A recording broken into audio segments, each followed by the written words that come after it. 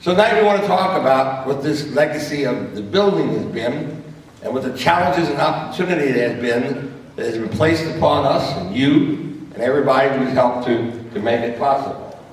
As I said, we started in 1981 with 112 members at about an average age of 80. Today we're over 2,000 members with an average age of 41. One of the first things we did was the Dallas Church History Library. There are a lot of books about church history that Dr. Adi had collected. Remember Dr. Harry Wolf, greatest guy there ever was, who spent time building up the Dallas History Library.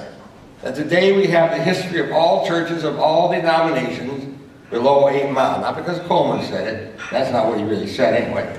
But all the churches below 8 miles, you have to stop somewhere. We have a file on them, pictures of them, brochures on them. This is the Dallas Church History Library. It's a real resource.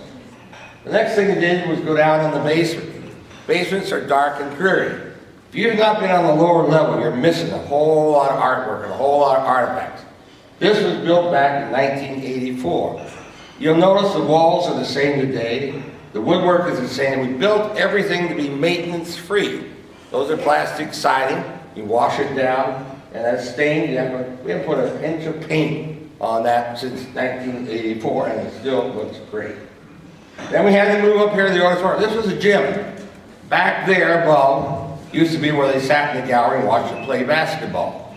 Well, you look at the floor today and how shiny it is, we had to have it stripped. And we made it to end up to be a real meeting place. Then we have the conference room, where we had a whole lot of books left over. So we put them on a shelf. You won't see that anymore with digital world today.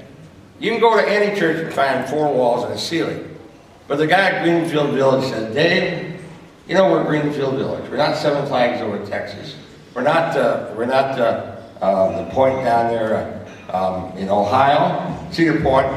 We're Greenfield Village. And you only get a Greenfield Village, you get Greenfield Village. But we're not Peace, we're not Bethany, we're not St. Mary, we are Trinity. And you only get it at Trinity. So that's why when you go into every room, it's going to be different, it's going to be clean, it's going to be elegant, and it's going to be bright. Even little things had to be done. For instance, over here, there's a stairway.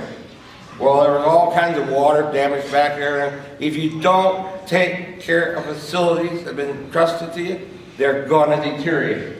We had to take care of that. And of course, our glorious bells. We have real bells in the bell tower.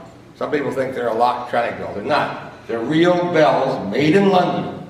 We had the people from London who made the bells come over and take care of cleaning up the mechanisms that were so bad.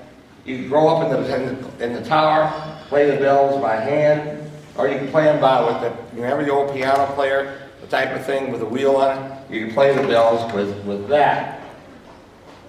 Well, we went and had, of course, all the electronics cleaned up. They play about 6 times a year. They play hymns, they play everything. And people in the neighborhood say, you know, we like a couple of people. I don't like that music. Well, I don't like it.